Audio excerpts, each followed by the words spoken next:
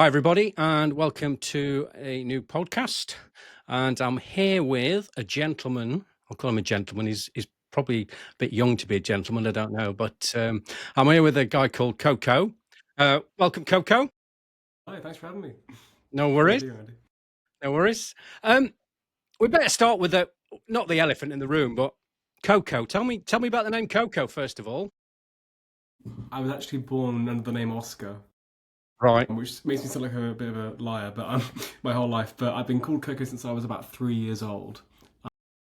I'm told it's a good thing because it means that when I go on IMDb, there's no one with the name Coco Bond, which is so useful because my friend Steve, there's like 8 people with his surname and first and forename, so he can't get he has to change his name to be recognisable. But there are a few people, filmmakers that I'm friends with, and we're all very lucky to not have sort of normal names like Dave or Bob or Steve, so it helps a bit. Better than Oscar, I think. Yeah. Have you actually changed your name, or is that just a name you go by then for your filmmaking? I legally changed it as soon as I became 18, on the day. I went straight there because like the only people who ever call me Oscar are now actually passed away because they were used to calling me that as family when I was a kid. But now, like if I was going across the road and there was a bus going to hit me and you went Oscar, look out, I'd get crushed. There's no question. I don't respond to the name at all. So yeah, it's been Coco for 4 years now legally, but since I was a kid, since I was 3. So yeah. It's quite a cool name. Mine's a bit ordinary, isn't it, with Andy? But my surname that I use for filmmaking and for acting is not my surname. Obviously, that Really? yeah, because see, you didn't know that, I did you? didn't know that. I'm learning already. Oh, yeah, right, okay. I used Blythe because my surname, which is Turner, wasn't available on Spotlight, so I had to change it to be able to have a unique name on there. Legally, I'm still Turner, but I use Andy Blythe for filmmaking and acting and all the rest of it. Yeah, it's very wise to, and Blythe's a good choice. I think it's not forgetful. Like Andy, obviously, is a more common name, especially for your generation, but Blythe is unique. I've never heard it before, so yeah, it adds some mystery, doesn't it? Well, that's why I went for it. I don't know why I came up with it. I just had a look and I thought, oh, that'll do, that'll do. Well, it's like Michael Caine, isn't it? And how Leonardo DiCaprio was told his name was too unconventional, and he was like, "Oh, someone said your name is now something really obscure," and he kept it. Yeah, it's Right. funny. It's an illusion, isn't it? It is. It is. It is. How old are you, Coco? 22 22. So, as of last month. all right. Happy birthday. Thanks. So, obviously, my previous podcasts, I've spoke to various people on here, filmmakers and all the rest of it, and they've all been older. So this is it's quite nice to speak to someone of a sort of a younger generation because I've got kids older than you, and so you're 22. Tell me about your sort of path into sort of filmmaking. Going from a younger age. Well, I began making editing and filming stuff for YouTube when I was like 13, 14, which I don't really count as a filmmaking journey, but it's definitely the fundamentals of making really big mistakes at a young age. I think it's a unique thing to my generation. My parents, when they were younger, they might get lucky to watch TV, they might go and see a show at the picture house, but for the most part, they didn't get much experience watching stuff. First, for me, my generation, we grew up in classes being shown videos. So we had access to that sort of information, that whole vocabulary of filmmaking at a young age.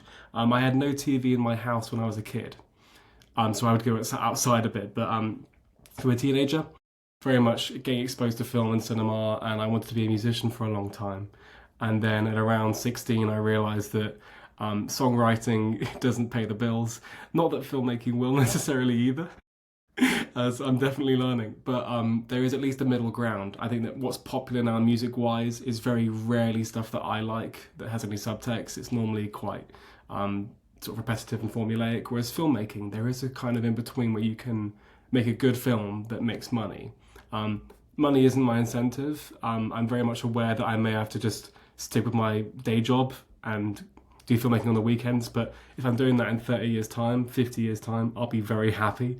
I want to stay in Cornwall like you. I want to be in the southwest because it's a nicer place to be than London or Manchester, in my opinion.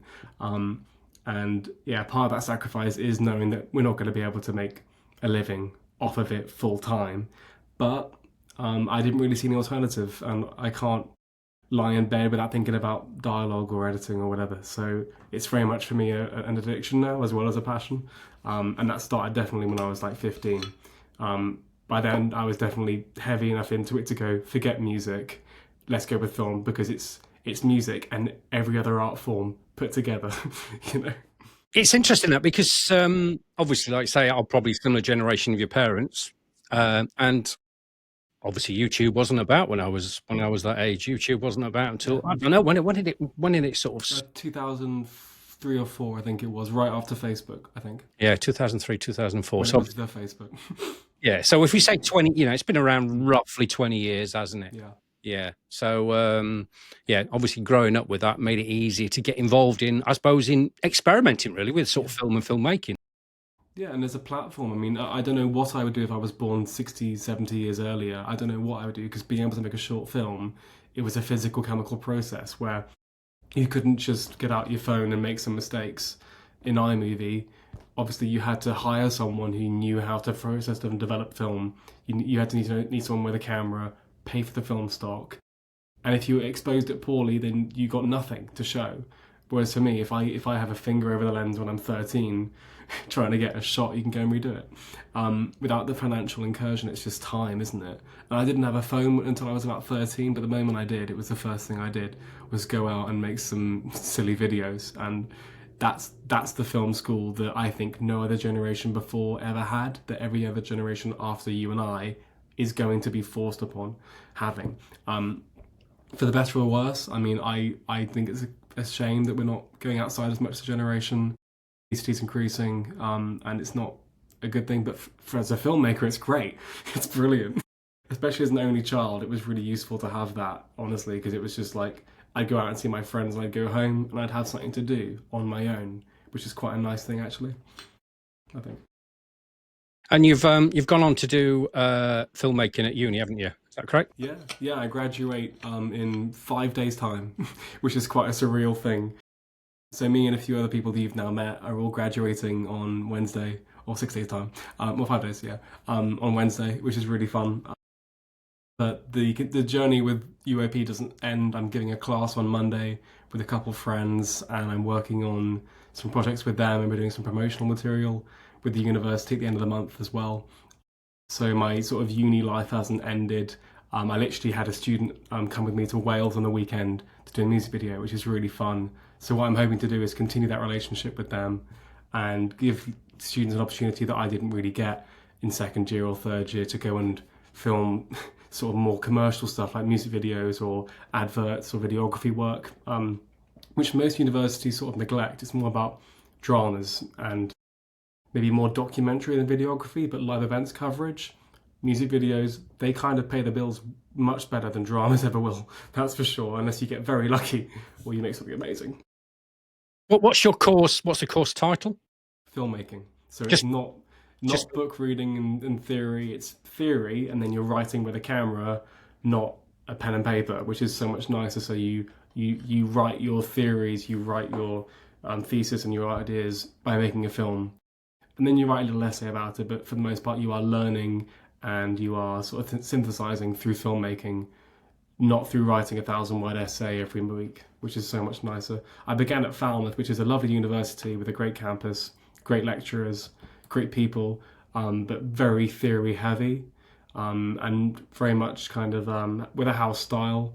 Whereas at Plymouth, it was like you make what you want. We're not going to greenlight you. You just do it, and then we'll all come back and give some critical feedback, and then make another one. So by the end of first year, you've made 3 films, which you have credited for. Whereas some of my friends at other universities, like Manchester or Bournemouth or Cardiff, London, they made their first film and it's their grad film, which is just, I can't imagine that. Whereas in first year, I would not show anyone those films now. They are terrible. They're just terrible. But it's that whole idea of making mistakes at a younger age. So that when you make something that's a bit more, what's the word, a bit more risky, has a bit more at stake, you've already made those really obvious mistakes, and now you can make more niche ones, like I don't know, sound mixing or continuity or something very small that you may not notice compared to, well, yeah, my shadows in shot, which I did in first year, that sort of thing. But you do have to make mistakes, don't you? I mean, I've made hundreds of mistakes. You've got to make mistakes to learn, haven't you? Yeah, it's the number one way to learn. I think the number one way to learn, I think, actually is sorry, not making mistakes. It's teaching mistakes. If you can teach someone what to do and what not to do, it's the best way to remind yourself, I think. But second to that is definitely making mistakes. Like I was quite proud to finish first year and evaluate a list of things that I'm never doing again. And I had like 30 to 40 things that I said I'm never doing again because it was just such obvious stuff like I didn't check if the shot was in focus, which sounds crazy, but I literally thought you just put the camera down and then left it there, which sounds insane now. But now I'm like, how would you do a rack focus then? How would you pull focus? How would you follow someone walking towards you? It makes no sense. But my first year brain, it was just like, oh, the camera's there, it must be fine. And then I looked back at it, and it was terrible. But now I'll never do it again. Yeah, yeah. Well, yeah, and Well, I know, hopefully. still, I bet you still make mistakes now. I know I do. Oh, 100%. I'm still okay. The music video I did on the weekend, I learned a new trick. I'm never buying bin bags to block out light again. The actress is an assistant director as well. She literally got tin foil, sprayed water on the window, and it stuck immediately. We saved time, money, and energy, and it worked more effectively, I'd say, than garbage bags. You may think it's reflective, but we would just then put the curtains over it as well. I couldn't believe how effective it was and so quick to do. And like I'm gonna learn everything for the next 50 years, however long my career goes on for.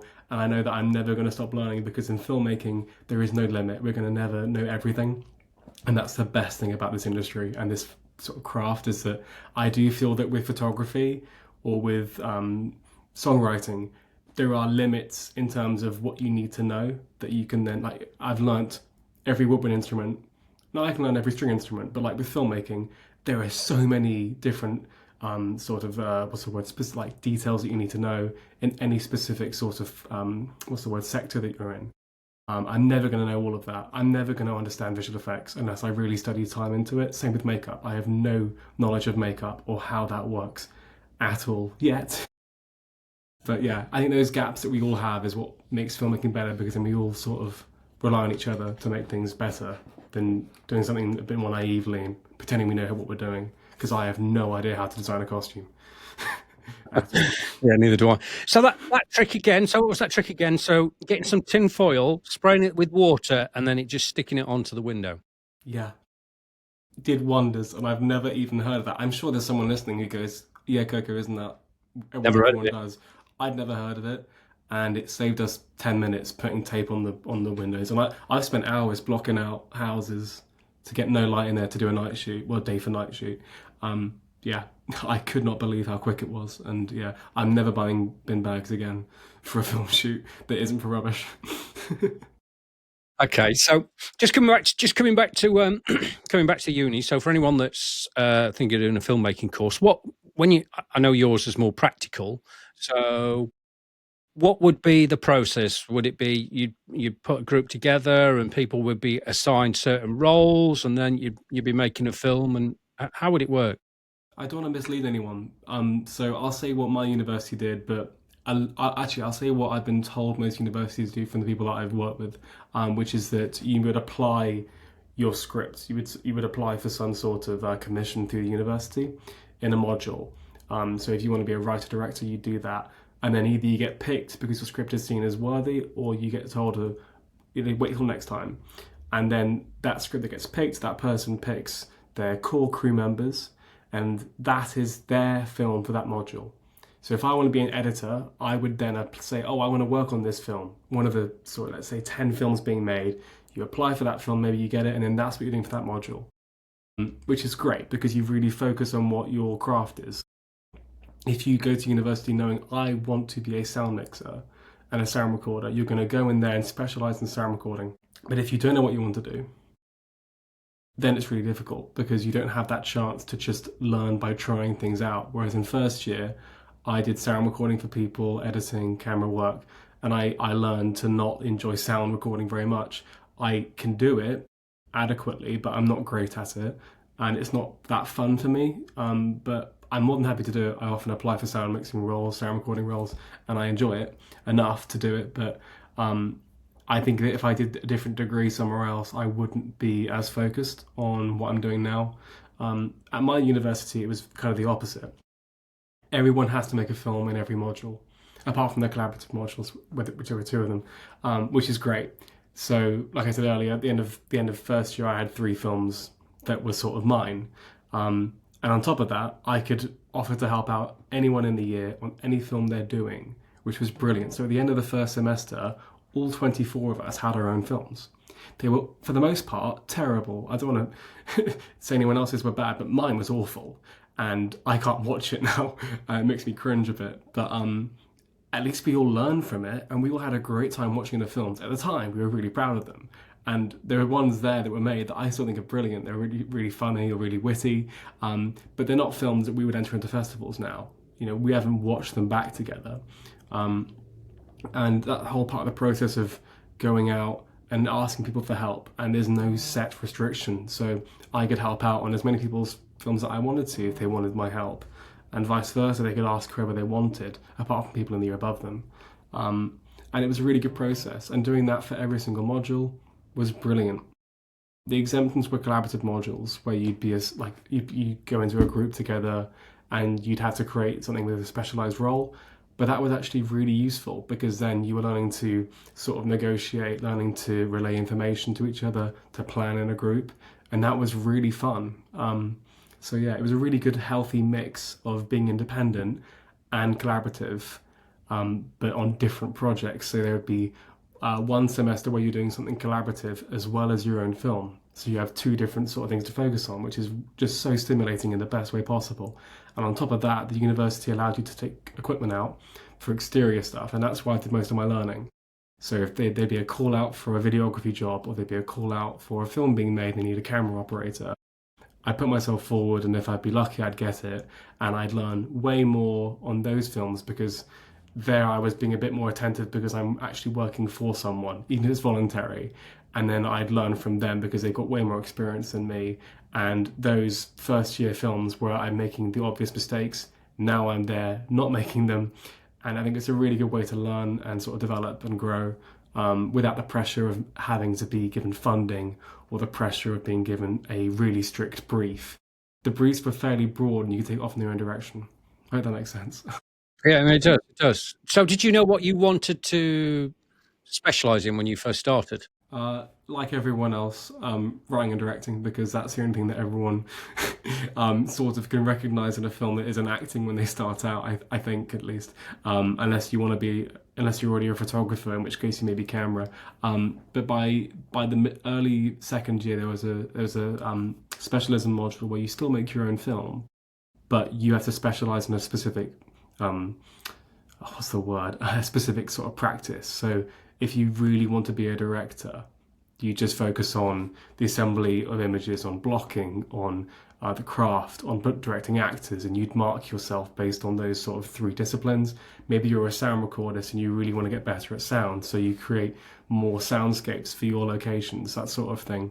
And I realized at that point that no one in our year, I don't think at that point at least, had really gotten into camera. And I thought for show reels at the end of third year, I think it would look way better if I did camera than sound because you can't really show off sound in the way that you can camera because I can really quickly cut between four different films with very different aesthetics and you'll understand this person can do that. Whereas sound, it's really hard to market that. And also for friends and family back home, if I'm a sound guy and they go, oh, what have you worked on? And I go, hey, listen to this. It's not as fun as going, oh, here's an image. Yeah, that's what the film looks like, because they can register that. They know what a film looks like, maybe not what a film sounds like. So at that point, I thought I'd try camera. I made so many mistakes. I really struggled to color grade. But by the end of second year, that module had really encouraged me to just push it further. And I don't think I'm great at it, but I'm competent at least, you know. We worked with Chris last month. I felt comfortable that when he and you said about the way we're going to film it, and the sort of framing and the ratio, I was very comfortable then just doing what I'm told. Whereas I think 2 years ago, there's no way I wouldn't have that kind of confidence to just do it. I need someone on my shoulder, making sure I was doing it right. So yeah, but we're still learning, you know, we're still developing, and that's part of it all. But yeah, I definitely had no interest in camera when I applied at all.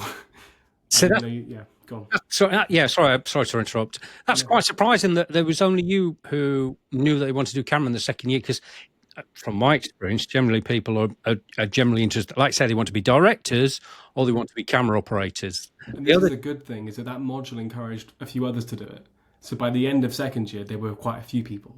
I should clarify that. When I'm saying at the start of the year, I mean there was no one in the year where it's like, oh yeah, she's the camera person. right. So that box is ticked. I can, we could. She, if she's got the time, she'll help me out. It was very much like we all want to learn something new.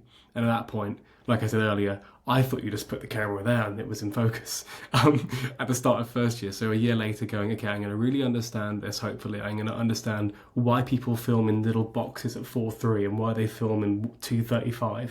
Why do they do that? Lens choices, that sort of thing. I didn't even understand about how obviously the wider a lens is, the more you can see. Which sounds so obvious now, but now it's a fundamental obvious thing. Whereas obviously 2 years ago it wasn't. And that whole module just pushed me in a way that I never thought I'd be interested in a whole new direction. And now I sort of market myself as, definitely for myself, I'm a writer director, but for other people it's camera work and producing. So if you've got a film going forward and you haven't got someone that can organise people and schedule and do risk assessments or whatever you need, I can do that now because of what I learnt in second year. And likewise, if you haven't got a DP or a camera op, then I can do that because that's way more employable than leaving university going, oh, I can write and direct scripts. And then they go, okay, great, well, we're not looking for that. We're looking for someone to help with the film, because I see very few call-outs for creative directors or writers, very, very few, compared to sound recorders and gaffers. Mm. That's probably the number one thing I see call-outs for, is probably gaffers. Everyone needs a light technician. Yeah. I mean, when you say that it seems obvious, it is probably obvious when you know, but it's not obvious when you don't know, is it? It's like anything. You know what you know, you don't know what you don't know. So we feel that perhaps because we've been doing it for a few years, and things are very, very sort of like, well, of course that's obvious. No, not necessarily. Well, Okay, well, 100%. sorry, go on. 100%. And that's why I'm sure there's someone listening who's going, you were using bin bags to block out sunlight. They're probably thinking that's a crazy idea. And it's that whole thing, we all know different things, we all have blank spots. But when you start at film school, like we said earlier, because film is an endless kind of vacuum of possibilities and information and techniques, and there is no real correct answer, you're never going to know everything. So you have to start by making mistakes. It's about overcoming problems, isn't it? Yeah, that's why people who play chess tend to do a bit better at filmmaking, I think. It's using the limitations that you have to create an end goal and put sacrifices along the way, but ultimately going towards one objective using only the things that you have, the resources at your availability. You are, one thing I know about you, or I realise about yourself, is you're quite proactive. Is that your phone keep going? Is it? Yeah, sorry. Right. Up on the side. Carry on. You're quite proactive in terms of what you've done out of uni. So tell me about that. I know you've worked on a few things, haven't you? I gave a talk at the university last week to the first years, and they were asking, the head of film asked what bit of advice I'd give, and I think I said the phrase, don't say yes to everything, because there's a lot of exploitation here in this industry. There's a lot of people who will bring drugs on set, or they will overwork you, or they will mislead you for what you're going to be doing, or you'll be working for free, but they treat you like an employee. And I said, so make sure you look out for those things, but otherwise, do everything pretty much that you have time for that's going to be a healthy thing to do. Because even though you may not want to do a documentary, there's a call out for a short documentary and you're available, apply for it, because the people who are doing that documentary, the next thing could be exactly what you want to do. And the opposite is true. If you want to be a documentary filmmaker and all you're seeing is this stuff about dramas and shorts being made, apply for them, because you'll learn different skills that will be applicable. Because it's all transferable, what you're learning. It's ultimately putting stuff on a screen that's legible to an audience member. So even though I had absolutely zero interest in comedies, in second year there was a call out for a feature film, a comedy being made by my friend Simon Alvin, who I didn't know at the time. And I thought, okay, I'm no good at camera. And I don't like comedy particularly. I think it's quite. I enjoy the films, but I've not written a comedy script. I think it's very difficult. I admire people who can do it, but I thought, hey, this could be a really fun learning curve. And by the end of second year, I'd shot a comedy, like a hour and a half long feature film. And same thing there. I learned by making mistakes there, but we made them together because it was Simon's first feature film as well. And it was a really, really fun process where he and I were discussing shots together, both going, well, let's try it out and see how it goes. And it ended up being a good, watchable film, which I'm quite surprised at. It's not my best work, and I'm very much comfortable saying that. Like, it's not my best work, but it's something that I'm happy with my name being on, even though I had no interest in shooting comedies. But I met people there who I've now cast in films. I met people there who I've now got as crew in films, and they're people who have really supported me and really encouraged me in ways that I know I wouldn't have gotten if I'd just gone, oh, a comedy, oh, camera, yeah, I'm not doing that.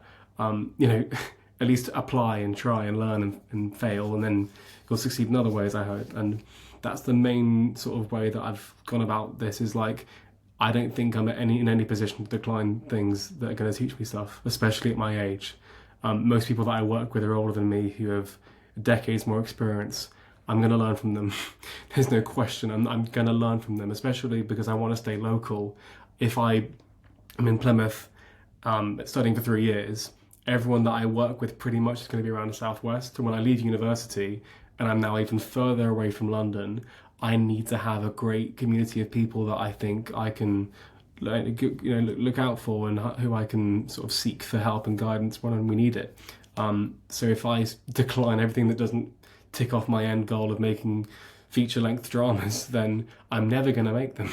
There's no way. And an example I'll give is like, there was a Bollywood film being shot in South Devon, and I was like, okay, well, I'm never going to go and work in India. I don't think. Maybe I will in 20 years' time. But I've watched a few Bollywood films. They're really fun. I'll give it a try. It's not what I want to do, but it was location marshalling. I thought, I don't want to be a marshal. I don't want to go and stand on the roadside for 12 hours a day telling people to go there and not go there. It's a rather dull job to most people. What's more is we'd have to get up at 5 a.m. Plus it was unpaid, and we were traveling for 2.5 hours to get there. And I thought, okay, I'll give it a try. Me and my friends went, and we left with a load of experience, with a load of contacts, one of whom now employs me regularly to do adverts for her. And I know I would never have gotten that if I hadn't done it. And also I got other marshalling work because of the experience I got there. And then when they learned that I did it for free, they were even more keen to hire me, because it was like, okay, if you're willing to leave at that early an hour in the morning, travel for 2.5 hours to go and do something for free for 12 hours, then you must be pretty good when you're paid, at least. So yeah, that's an example, I think, where the package sounds terrible, but the indirect end result is very much worthwhile, because a lot of people ask me, how do I get marshalling work? And I literally say, I don't know. I have no idea. I just got an email from the university 2 years ago, and I met someone. It's as simple as that, or a couple of people. It's as simple as that. There's no real way in, from what I understand, if you don't know someone, which is an issue, I think. But that's one good reason about one of the good things about going to university, is that you will get given those opportunities, or at least the chance to apply for them. So yeah, that's my opinion. I think, you've touched on something there, because I know there's quite a lot of bone of contention in terms of paid or unpaid, and whether it might be cast or crew or whatever. And it's, like I say, it's a difficult one. It's finding that balance, and it's finding what's going to work for you in terms of, like I say, extra experience, or just making those networks, isn't it? Yeah, yeah, and that's more valuable than money. I mean, I'm not in a particularly comfortable position. I've got food on the table, but like, this is my ceiling. This is filmmaking. You can't see that, and it's like a nice caravan or something. It's not. This is a room in a student accommodation. But the fact is that I work every day that I'm not doing film stuff, and whenever I'm not working, I'm doing film stuff, because it's the time that's more valuable than money right now. And like I said earlier, I'm more than comfortable with having to commit to a regular job and filming on the weekends if I have to. But right now, I'm not going to decline free work. I'm 22 years old. The competition for paid work is probably in their 40s, I reckon, 50s. People who've done this for decades. If I don't get a CV full of stuff, then I'm not going to be employable. I'm just not. My lecturer said to do a year of free work after uni at most, and then just do paid work. I do agree with that. I think at a certain point you have to put yourself respect yourself first. But on the other hand of that, it's like I've made friends like you. If you ask for help, I'm not gonna go, well, Andy, how much is it paying? I'm gonna go, sounds great, when's the date? I'm hoping to come up next month, a couple of times to come and help with an ordinary guy. But we'll see. We'll see. In a year's time, hopefully, we're both doing paid work on projects we love. But if it's free and it's stuff we still love, then what's the harm? It's just time, isn't it? It's just time and energy. Yeah, yeah. If you've got the time, you've got the energy, then it's you can say no, can't you? You can say no, or you can say yes. You have a choice. You have a Yeah, choice. and you can say no without there being a negative result. It's not like if I say, "Hey Andy, you free? We're doing a shoot in Plymouth." You're not going to go, "No," we're going to go, "All right, we'll scratch him off the database." It's going to be like, "Okay, great. Andy's so busy with his own stuff, but next time he'll be there." And yeah, I think that free work as well. It's a matter of now picking the things that we actually care about, because now that I'm not at university and I can't just put student on the on what I'm doing with my life, I have to actually make my free time more valuable. So it's now I have the chance to actually say no to things that I think aren't worth my time, which I think is a really important lesson. I think for filmmaking as well is like if something isn't bringing you joy or it's not something that you're excited by, then there's not really much point doing it unless it's for someone that you care about, unless it's for a decent wage, or if it's for someone that you think will go somewhere.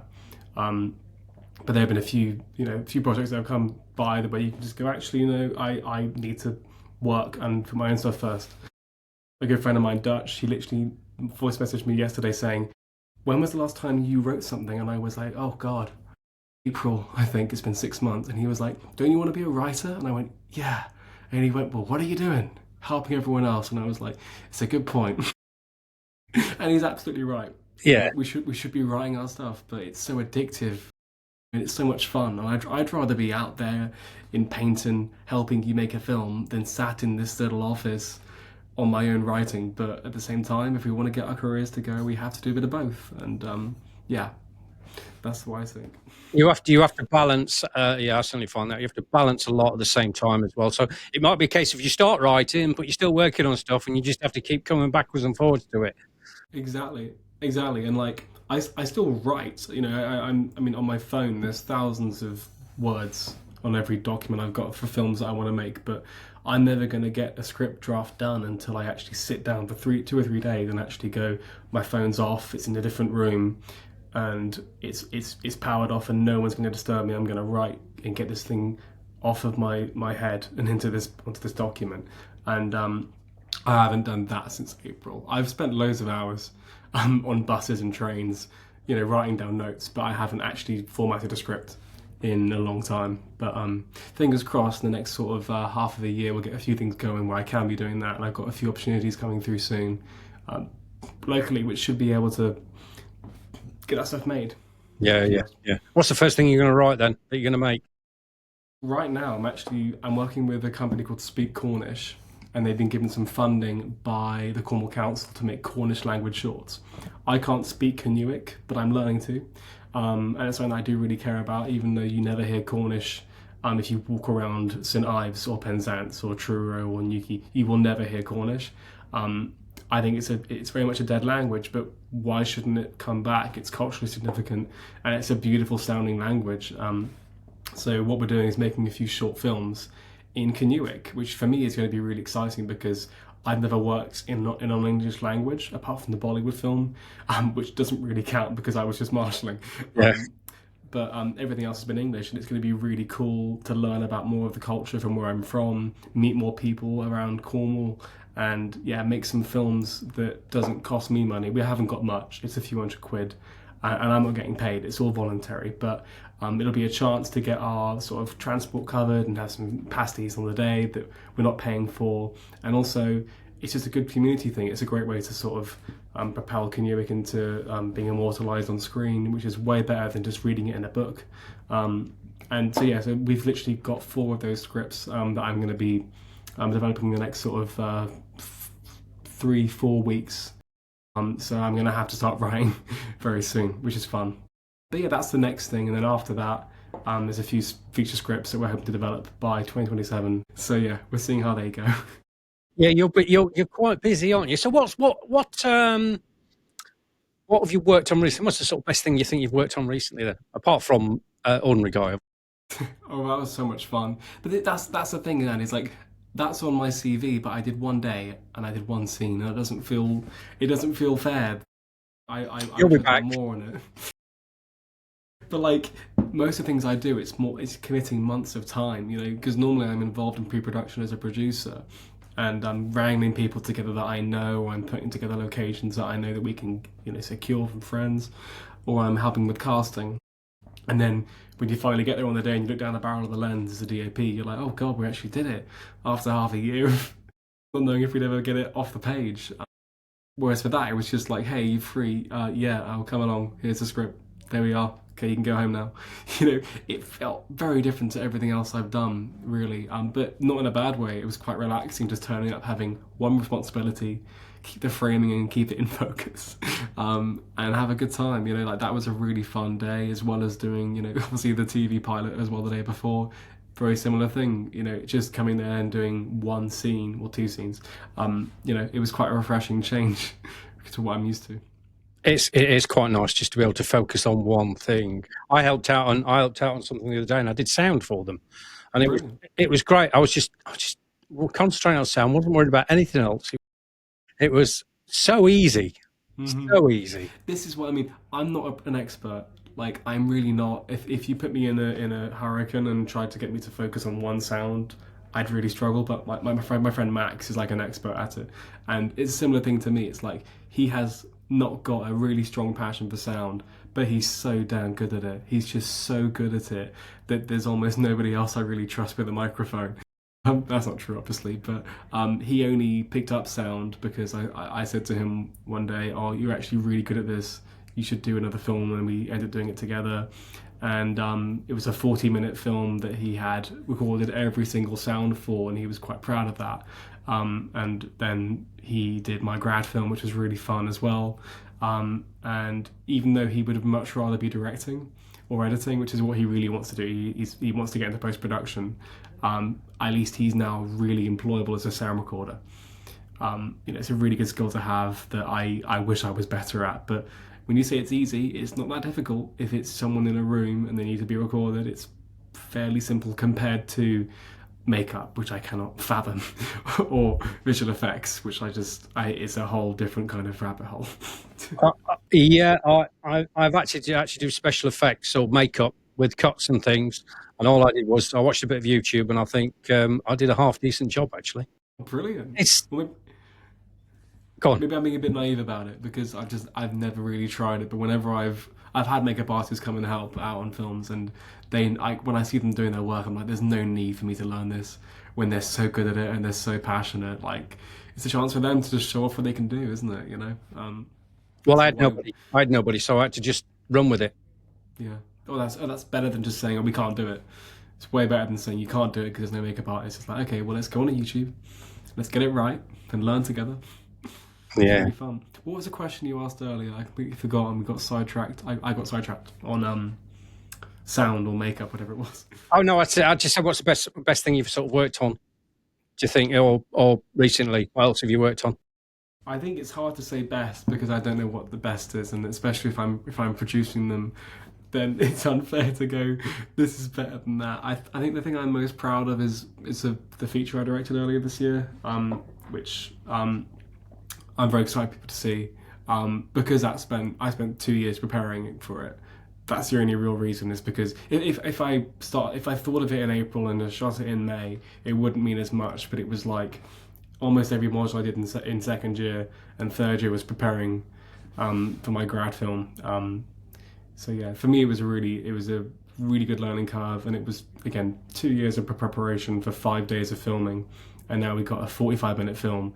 So it's barely a feature, but according to the Academy, it is. So It counts. It counts.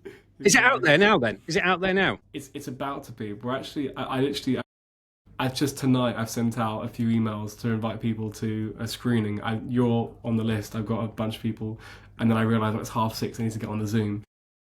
But yeah, I'm doing a preview screening in my hometown, and all the money is going to UNICEF, which is the UN sort of having with children in impoverished areas going through crises, trying to support childhood so they can still be fruitful and flourishing.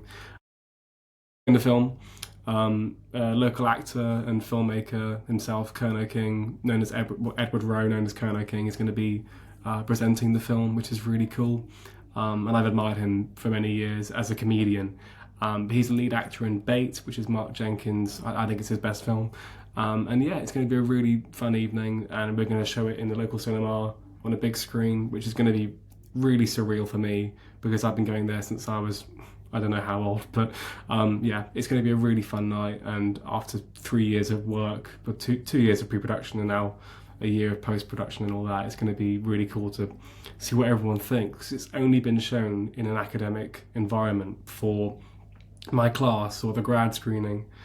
So showing it to professionals who know what they're doing is kind of scary because they could just shake their heads and walk off.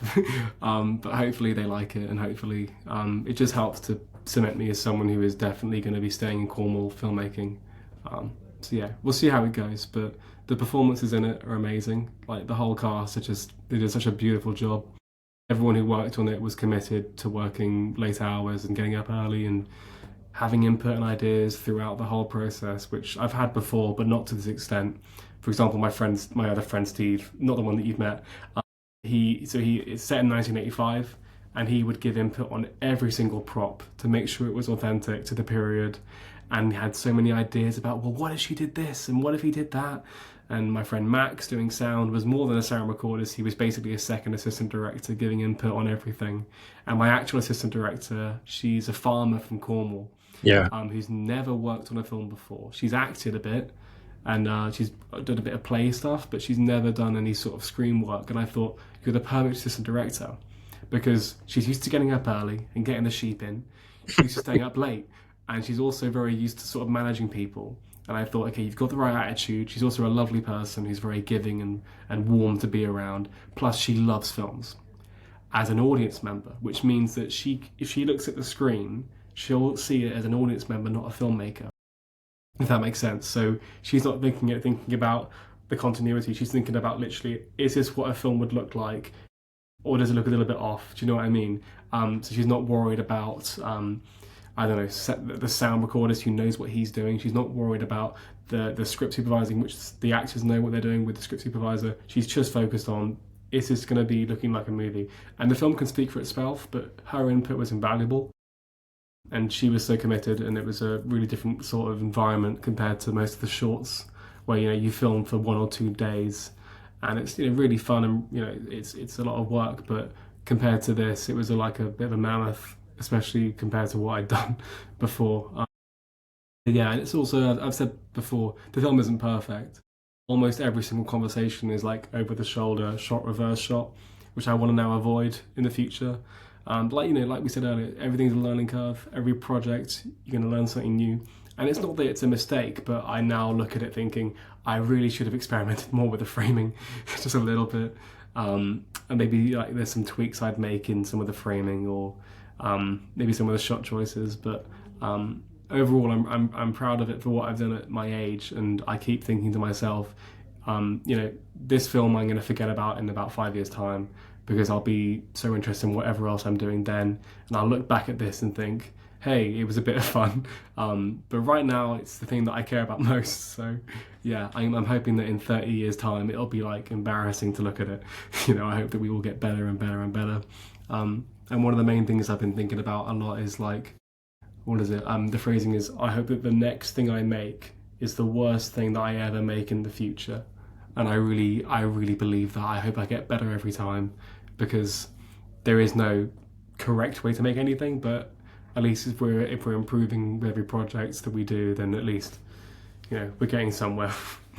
That's all you could do. That's all we could do as people, is improve, isn't it? As people, and anyone that makes I mean, anyone makes a short film does well, but anyone makes a film that's over 30 minutes, 40 minutes, there's an amount, so much work that goes into that, and it's an achievement in itself. So, It's yeah, exhausting. It's exhausting trying to do it. But I mean, people say make shorts, put them into festivals, and so on and so forth, and I get it.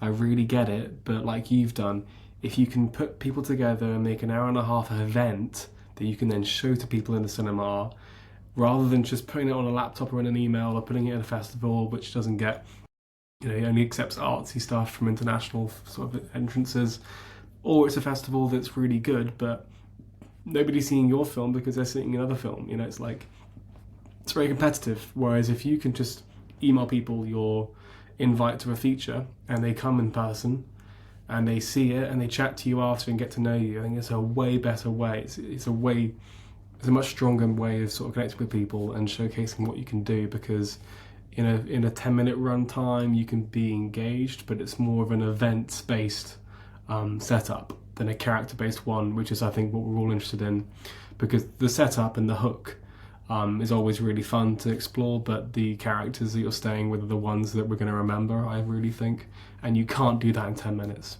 You really can't. You can make them memorable, but not unforgettable, if that makes sense.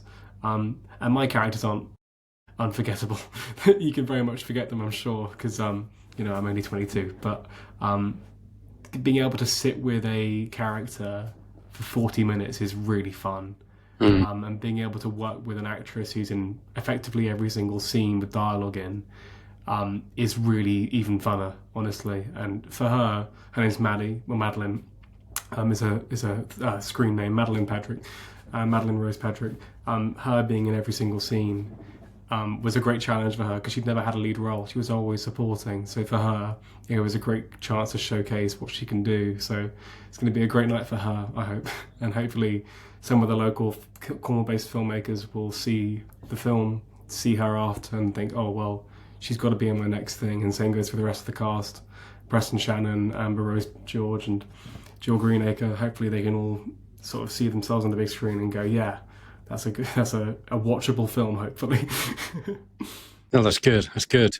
Okay, so what's the plans for the future? I mean, you've sort of touched on it, but I guess the long term plan is to stay in Cornwall, which sounds very countryside farmer boy of me, but I don't want to go to Bristol or London or Manchester. I don't like cities.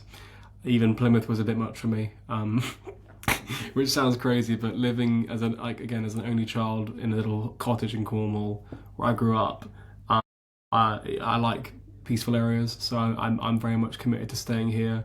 I left university thinking that, and I said this to hundreds of people, pretty much hundreds of people, when I left was going, when they'll say, what are you going to do next? It was like, I'm going to go home and I'm going to really miss this and I'm going to really wish I'd done more to get a career going elsewhere. But I'm happier here. I'm way happier in Cornwall. I can feel my mental health gets better when I cross the Tamar because it's just so much more colourful. There's fresher air. I swim more here than I do in Devon. And I'd say, yeah, I'm going to go home. I'm going to get a day job and I'm going to be miserable. But on the weekends, at least I'll make something fun. And I've been really shocked and sort of overjoyed at the amount of offers that have come through now that I'm graduating, because I never thought I'd get to direct a music video, but now I have. It may not be the best song ever that goes around the world and gets a billion hits, but it was really fun and the song is good and the musician was amazing and I really hope it can do well. But that came through less than a month ago and now it's been shot.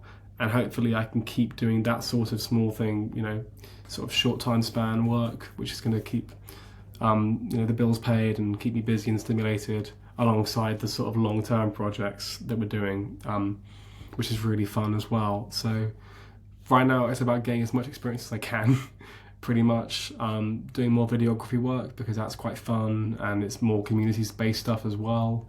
Working with Screen Cornwall as well, hopefully soon. I've been doing a lot of work with them as a videographer, and they're really great for supporting Canute filmmaking.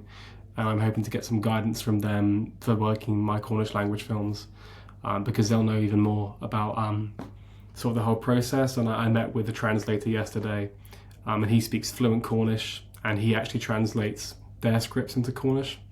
So having him there to support my films that I'm going to be making with Speak Cornish as well is really helpful. So there's a lot of short-term sort of projects that we're hoping to get off the ground, and I just can't wait for the sort of Nowhere Man screening. along, maybe with Diamond Dogs premiere as well. Yeah, I yeah. think we should do that in Plymouth premiere. I really do, and we can make it happen. Well, if we can, that would be great. Yeah, we obviously need to talk about that further, but anyway, whatever happens, I'm sure you will get on really well, mate, because you're a nice guy. You're obviously driven, and you're very good at what you do. So I wish you all the best with that. I really appreciate it, Andy, and like, same goes for you. I think it's really encouraging to see other filmmakers who are working at this local level and not waiting for the phone to ring. I think it's really, really important. And I wouldn't have met you if it wasn't for Steve. It's like if we can all stay connected together and we can keep making stuff by helping each other out, it's going to be way better than just emailing Netflix again and again and again and emailing the BBC again and again and again, because it just won't happen unless you wait for 30 more years and I wait for 30 more years. I think we're going to end up, we'll wake up tomorrow and we'll be 80 and we'll go, Jesus, why didn't we just make those films we wanted to make? you know, that's my worst fear, is just not doing it. So why not give it a try? I agree. Right, so everybody, that's the message here: is just get off your arse and make a film. If you want to do it, just do it. It's the best way to do it. Anyway, thanks very much for watching. Please do like the podcast, and please subscribe to the channel, and we will see you on the next one. Bye for now.